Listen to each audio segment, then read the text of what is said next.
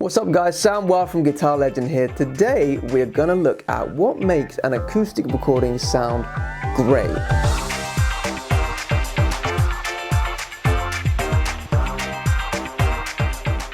Now to help visualize this, I've drawn out a nice pie chart. Alright, so one of the components I think adds up to 60% of the importance.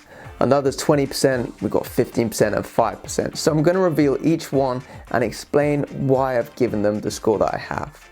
Why don't we start with the largest component? 60%, that has got to be important, right? We'll start there. Drum roll please.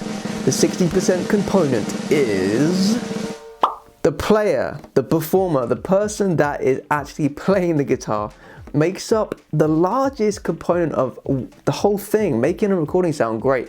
If you can't actually play guitar very well, it doesn't matter what you do to it, it's still gonna sound pretty naff. But if you are an amazing guitarist, then it needs minimal help. It already sounds good on its own, right? You just need a way of capturing it. So if you're planning on recording your guitar anytime soon, then you better be practicing a lot. Alright, let's have a look at the 20% component. Drum roll please. This component is the guitar.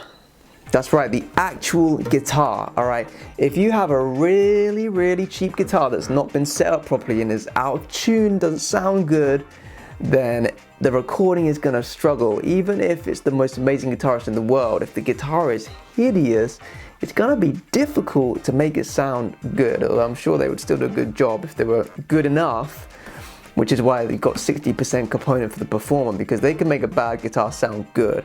However, we're talking about a great recording here, so you want a nice guitar, okay? Doesn't have to be amazing, but it just needs to be set up, the intonation needs to be nice, and you also have to have it in tune, of course, with some nice new strings, hopefully. Moving on to the 15% component, we have, drumroll please, the microphone that is being used to record the guitar. Now, some of you that are into your production might want to give the microphone more credit than I have. 15% isn't very high, right?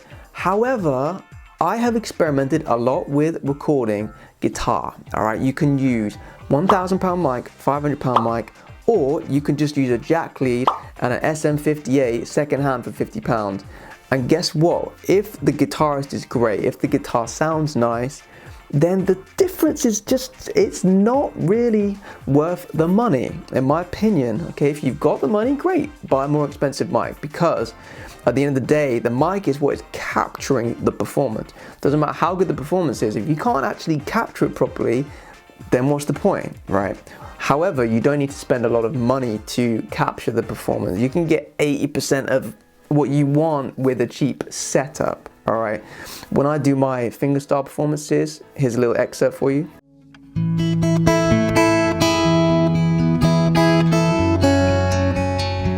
Now, all I used for this particular performance was a jack lead, and I actually used my YouTube clip-on mic to see what that sounded like, and it was decent, right? Sometimes I might use the SM58, sometimes I use a SM7 as well.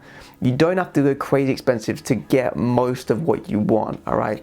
Yes, the £500 to £1,000 mic setups, when you got two mics on the guitar, yes, they do sound better and they do sound amazing, but they're not gonna make a bad guitar sound good.